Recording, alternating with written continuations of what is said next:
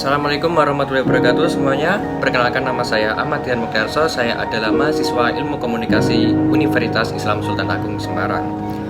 Pada kesempatan di video ini, saya akan menjelaskan sedikit tentang filsafat ilmu.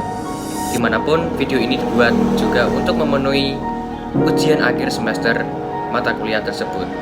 Untuk itu, mari kita simak video selanjutnya. Baik, tentang pentingnya ilmu. Menurut saya, ilmu sangat penting sekali. Bahkan Rasulullah SAW menganjurkan, bahkan mewajibkan setiap muslim laki-laki dan perempuan untuk menuntut ilmu. Thalabul ilmi fardhatun ala kulli muslimin wal muslimat. Menuntut ilmu itu fardu bagi muslim laki-laki maupun muslim perempuan. Orang yang menghendaki dunia pasti perlu ilmu, menghendaki akhirat juga perlu ilmu. Apa jadinya dunia ini jika tidak ada ilmu? Mungkin semua kemajuan ini tidak akan pernah ada. Bahkan yang lebih parah, kita mungkin akan masih terjebak hidup di hutan tanpa kemajuan. Nah, sumber dari segala ilmu yaitu filsafat. Dalam filsafat, kita mempelajari dari bagaimana ilmu itu lahir. Kemudian, pentingnya ilmu. Rasulullah SAW pernah bersabda, untuk menunjukkan tingkat kedudukannya orang alim bandingannya dengan orang ahli ibadah tapi tidak berilmu. Karena ada sekarang banyak sekali orang yang beribadah tanpa berilmu. Kemudian, orang yang berilmu kedudukannya sangat tinggi sekali dalam Islam. Hal ini dijelaskan dalam Quran surat Al-Mujadalah ayat 11, yang artinya Allah mengangkat derajat orang yang beriman dan berilmu pengetahuan ke derajat yang tinggi. Selanjutnya juga disusul oleh hadis Nabi yang berbunyi, barang siapa yang menginginkan keberhasilan di dunia, hendaklah dengan ilmu, dan barang siapa yang menginginkan kebahagiaan di akhirat, hendaklah dengan ilmu. Nah, jadi itu semua adalah alasan bagi kita bahwa ilmu itu sangat penting. Nah, peran ilmu pengetahuan sangat penting sekali bagi kehidupan saya, karena dengan ilmu akan menuntun saya dalam kehidupan yang lebih baik dan berguna dari sebelumnya. Dan ilmu sendiri adalah cahaya bagi kehidupan manusia. Disebut cahaya sebab ilmu pengetahuan inilah yang menyinari manusia dari kegelapan dan menjadi petunjuk jalan yang benar, baik untuk ditempuh. Misalnya, saya bisa bermain musik, mengaji, memasak, sholat, dan lain sebagainya. Itu semua berkat ilmu pengetahuan. Tanpa adanya ilmu, maka saya akan hidup dalam kebodohan dan kesesatan.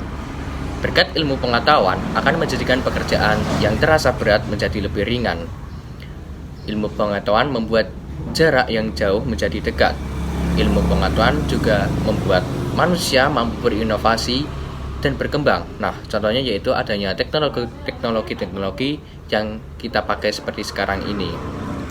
Kemudian dengan ilmu pengetahuan, saya akan bisa mewujudkan cita-cita.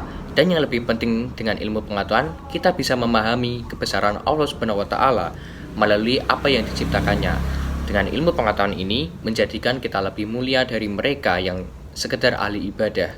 Dengan ilmu pengetahuan, saya bisa memahami kekuasaan Allah Subhanahu wa Ta'ala jauh lebih baik. Nah, kalau saya lebih condong ke rasionalisme. Mengapa? Karena di dalam rasionalisme, suatu ilmu atau kebenaran ini harus dibuktikan dahulu oleh rasio. Jadi, kebenaran dalam perspektif rasionalisme adalah sesuatu hal yang harus bisa dibuktikan dengan akal budi. Apa yang tidak bisa dibuktikan dengan akal budi, maka itu bukanlah kebenaran menurut rasionalisme. Karena menurut pendapat saya, jika lebih condong ke empirisme, ada banyak kelemahannya. Sebab dalam kehidupan tidak semua orang mengalami hal yang sama. Kemudian penganut empirisme biasanya menyatakan bahwa segala sesuatu harus berdasarkan pengalaman atau observasi, dan pengujian ini harus melalui indera. Nah, dalam hal ini, indera banyak sekali kelemahannya. Contohnya saja mata. Biasanya apa yang dilihat tidak sesuai dengan kenyataannya, atau kita bisa menyebutnya dengan fata morgana. Jadi, berhubung saya lebih condong ke rasionalisme, biasanya kualitas rasio seseorang atau kualitas budi akal seseorang tergantung pada pengetahuannya. Misalnya, orang yang terbiasa hidup dalam disiplin akan memandang hal itu adalah suatu hal yang rasional. Akan tetapi, jika seseorang yang biasanya hidup di tempat yang tidak disiplin, kemudian mereka pergi ke tempat yang biasanya orang yang lebih disiplin, maka orang disiplin akan memandang hal itu tidak rasional. Baik, saya kira begitu saja yang bisa saya jelaskan. Jika ada kekurangan kata-kata atau kesalahan, mohon maaf. Sekian, wassalamualaikum warahmatullahi wabarakatuh.